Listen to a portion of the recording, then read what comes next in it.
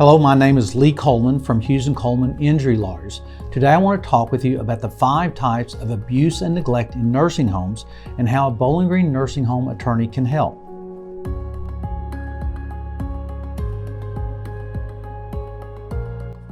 The first category would be physical, and by that we're talking about the physical injuries to the bodies. Bed sores are easy to spot if you look for them. You can have broken bones, other physical injuries that come from nursing home abuse. The second category would be psychological. Unfortunately, nursing home staff members can abuse psychologically, verbally abuse, berate patients, just treat them badly and cause psychological medical problems from just the abuse. Sexual, this is rare, but it does unfortunately happen where a staff member sexually abuses, rapes, molests an elderly patient who can't help themselves. Be watching and listening for signs of those.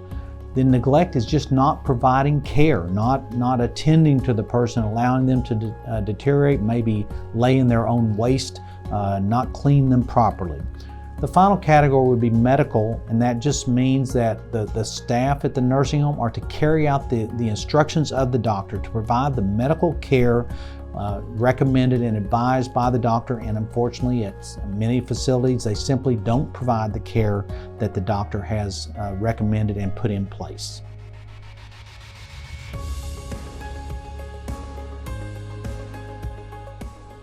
If you suspect that your loved one has been abused or neglected in a nursing home, our dedicated nursing home legal team is here to help.